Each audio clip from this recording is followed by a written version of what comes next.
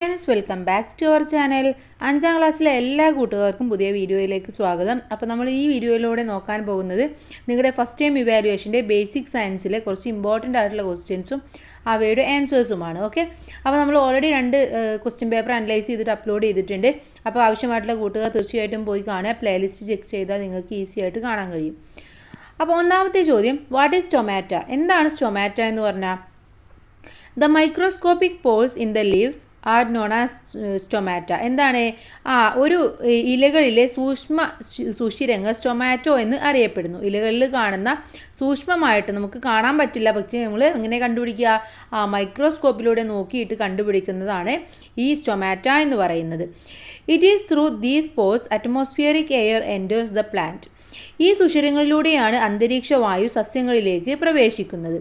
Oxygen produced as A result of photosynthesis is also released through these pores. ഈ പ്രകാശ സംശ്ലേഷണത്തിൻ്റെ ഫലമായിട്ട് നമുക്കറിയാം ഓക്സിജന് പുറത്തേക്ക് വരും. അപ്പോൾ ഈ ഓക്സിജനൊക്കെ പുറന്തള്ളപ്പെടുന്നതും ഇത്തരത്തിലുള്ള ഈ സ്റ്റൊമാറ്റോയിലൂടെയാണ്, ഈ സുഷിരങ്ങളിലൂടെയാണ്. ഓക്കെ, ഇലകളിലെ സൂക്ഷ്മ സുഷിരങ്ങൾ സ്റ്റൊമാറ്റ എന്ന് അറിയപ്പെടുന്നു. ഈ സുഷിരങ്ങളിലൂടെയാണ് അന്തരീക്ഷ വായു സസ്യങ്ങളിലേക്ക് പ്രവേശിക്കുന്നത്. പ്രകാശ സംശ്ലേഷണത്തിൻ്റെ ഫലമായി ഉണ്ടാകുന്ന ഓക്സിജൻ പുറന്തള്ളുന്നതും ഈ സുഷിരങ്ങളിലൂടെയാണ്. ഓക്കെ, അടുത്ത ചോദ്യം നോക്കൂ.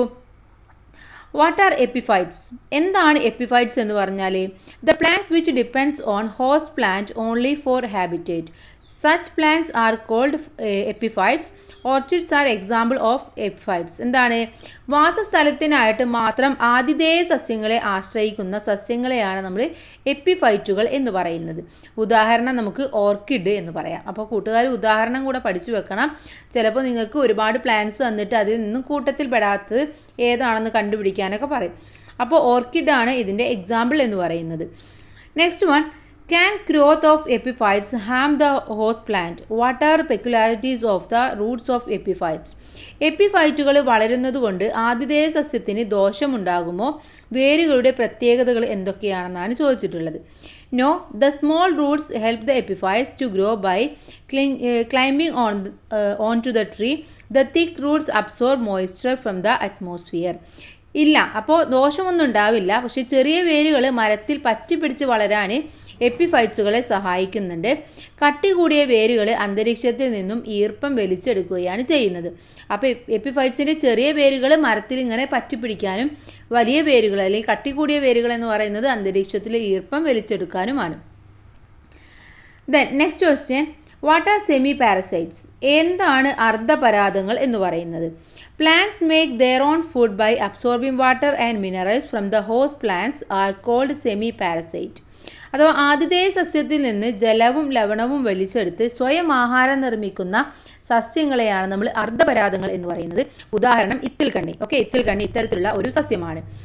ഇനി next one, what R total parasites? എന്താണ് പൂർണ്ണപരാതങ്ങൾ എന്ന് പറഞ്ഞാൽ എന്താണ്? എങ്ങനെയുള്ള സസ്യങ്ങളെയാണ് നമ്മൾ പൂർണ്ണപരാതങ്ങൾ എന്ന് പറയുന്നത്? Plants which have roots that can absorb nutrients from the host plant are called total parasites. അഥവാ ആതിഥേയ സസ്യത്തിൽ നിന്ന് പോഷകഘടകങ്ങൾ വലിച്ചെടുക്കാൻ കഴിയുന്ന വേരുകളുള്ള സസ്യങ്ങളെയാണ് നമ്മൾ പൂർണ്ണപരാതങ്ങൾ എന്ന് പറയുന്നത്.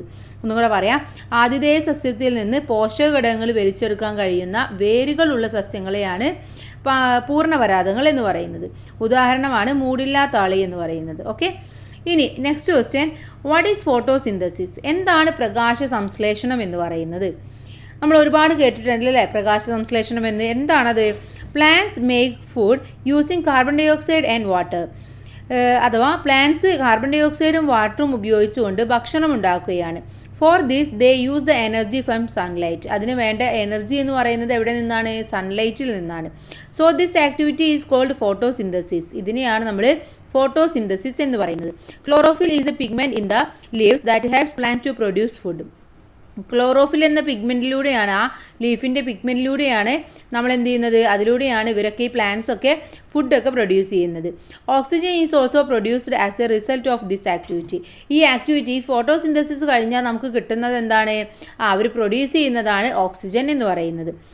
ജലവും കാർബൺ ഡൈ ഓക്സൈഡും ഉപയോഗിച്ച് സസ്യം ആഹാരം നിർമ്മിക്കുന്ന രീതിയാണ് നമ്മൾ പ്രകാശ സംശ്ലേഷണം എന്ന് പറയുന്നത്.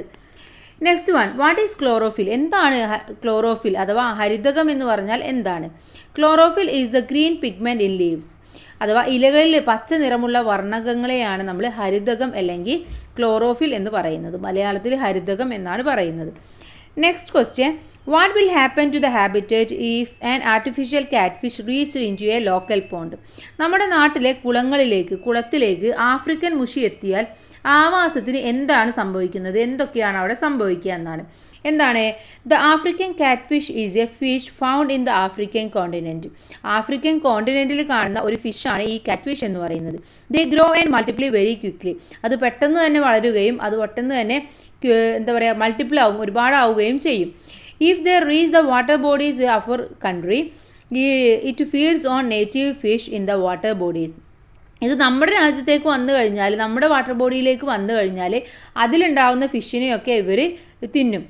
The organisms that feed on the African catfish are not found in our water bodies. പക്ഷേ ഈ ആഫ്രിക്കൻ കാറ്റ്ഫിഷിനെ കഴിക്കാൻ മാത്രമുള്ള ഫിഷൊന്നും നമ്മുടെ നാട്ടിൽ ഇപ്പോൾ ഇല്ല. This will be harmful to the habitat. ഇതെന്താണ്? ആ ഹാബിറ്റേറ്റിനെ തന്നെ വളരെ ദോഷകരമായിട്ട് ബാധിക്കുകയാണ് ചെയ്യുന്നത്. ആഫ്രിക്കൻ ഭൂഖണ്ഡത്തിൽ കാണുന്നതും വളരെ പെട്ടെന്ന് പെരുകുന്നതുമായ ഒരു മത്സ്യമാണ് ആഫ്രിക്കൻ മുഷി. നമ്മുടെ നാട്ടിലെ ജലാശയങ്ങളിൽ ഇവ എത്തിയാൽ നാടൻ മത്സ്യങ്ങളെ എല്ലാം തിന്നു തീർക്കും. എന്നാൽ ആഫ്രിക്കൻ മുഷിയെ ഇരയാക്കുന്ന ജലജീവികൾ നമ്മുടെ ജലാശയങ്ങളിൽ ഇല്ല. ഇത് ആവാസ വ്യവസ്ഥയ്ക്ക് ദോഷകരമാണ്. Next one, what is natural immunity? എന്താണ് സ്വാഭാവിക രോഗപ്രതിരോധ ശേഷി എന്ന് പറയുന്നത്? Our bodies naturally have the ability to control the 5 type pathogens they enter the body.